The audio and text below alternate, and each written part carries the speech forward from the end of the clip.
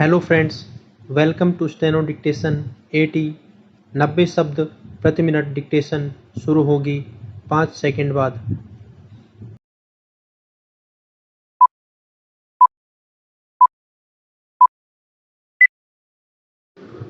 Ready, start.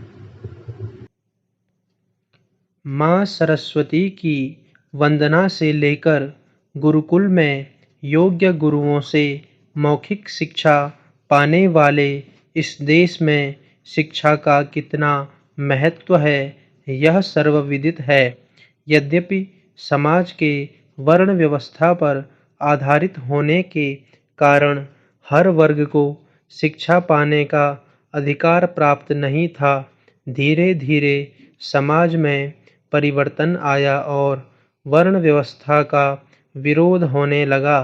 आज के समाज में शिक्षा का अधिकार मौलिक अधिकार बन गया है।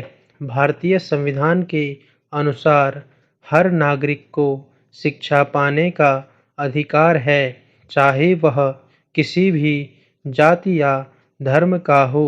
वर्तमान में समाज का ढांचा ऐसा बन गया है कि जिसके पास साधन हैं वही शिक्षा और विशेष रूप से अच्छी शिक्षा प्राप्त कर सकता है।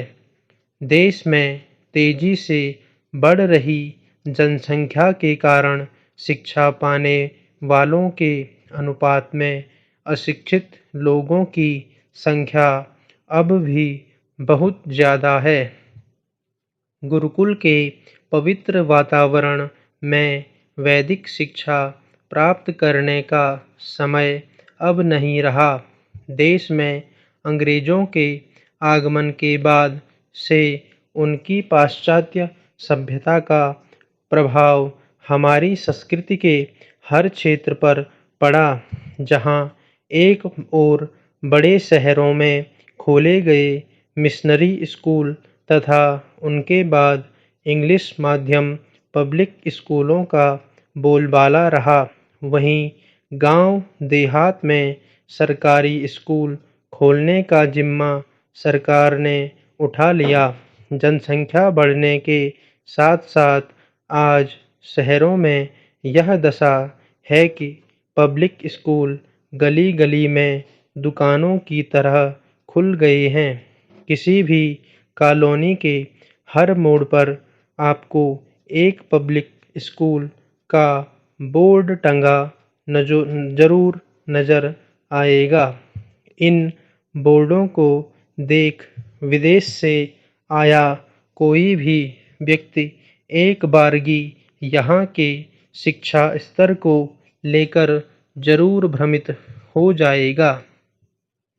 देश के कुछ नामचीन स्कूलों के नाम लिए जाएं तो वहाँ पर पढ़ने वालों के सिर गर्व से ऊंचे हो जाते हैं।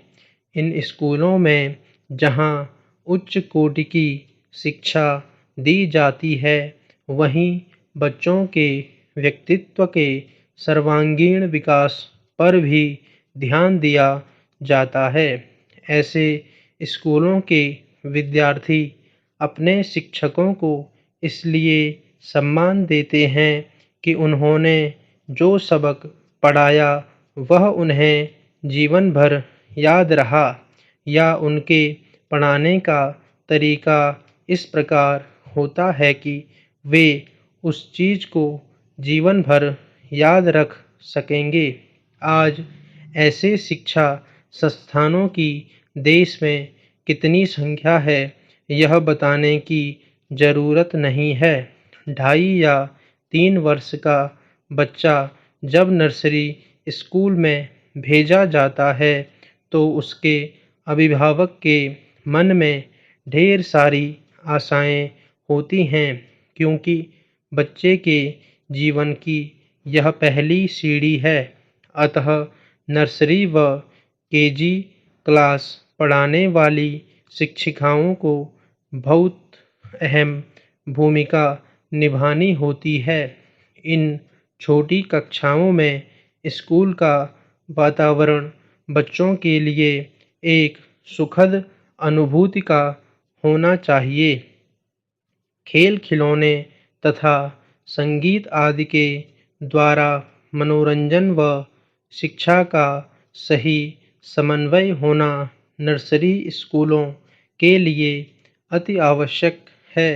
खेल खेल में जीवन के सच्चे आदर्शों व आधारभूत धारणाओं का इन छोटी कक्षाओं में बच्चों को ज्ञान कराना बहुत महत्वपूर्ण है, लेकिन वास्तविकता इससे बहुत दूर है।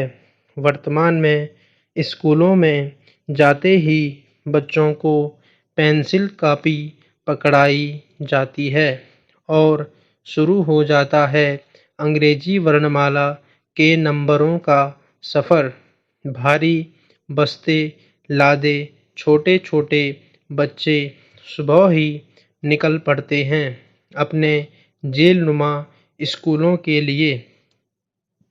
7 से 10 किताबों का बोझ उठाने वाले नर्सरी व केजी कक्षा के बच्चे गृह कार्य व स्कूल कार्य के बीच खोकर अपना अस्तित्व ही भूल जाते हैं। स्कूल जाते ही बच्चे के व्यक्तित्व के विकास के बदले उसके व्यक्तित्व का गतिरोध शुरू हो जाता है।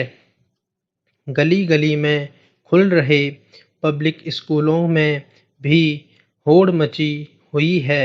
वे अपने यहाँ अधिक से अधिक पाठ्यक्रम रखने में अपनी शान समझते हैं।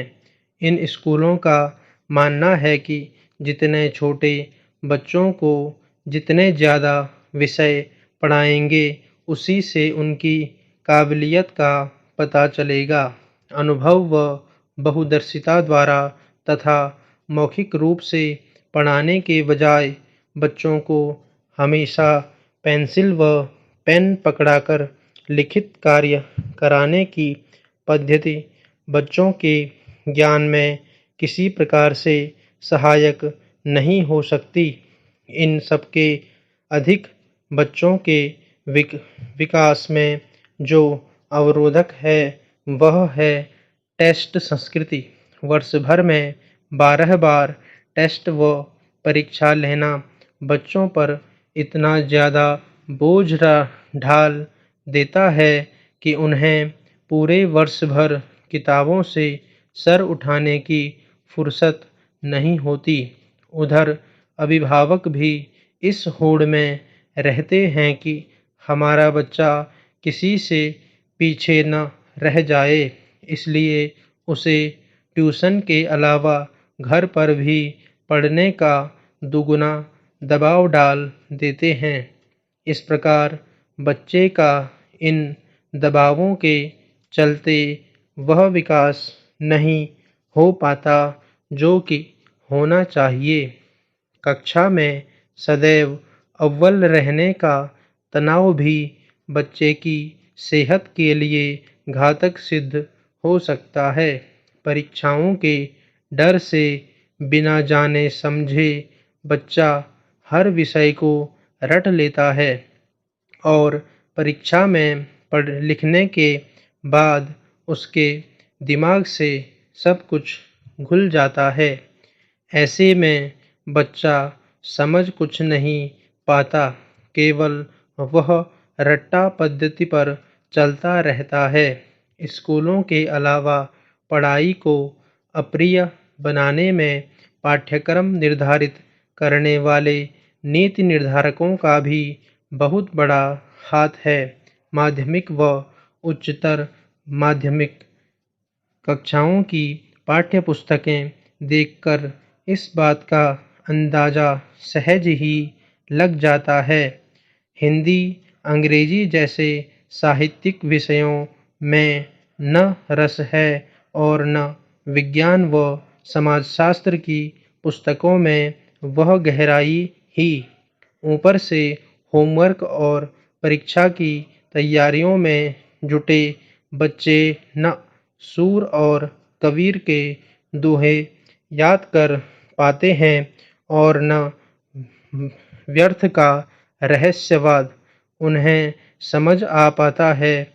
शिक्षा की इस दयनीय अवस्था के लिए कुछ हद तक शिक्षक-शिक्षिकाओं को भी जिम्मेदार ठहराया जा सकता है। आज बच्चों को ज्ञान देने वाले समर्पित शिक्षकों का जैसे अकाल सा पड़ गया है। स्टॉप।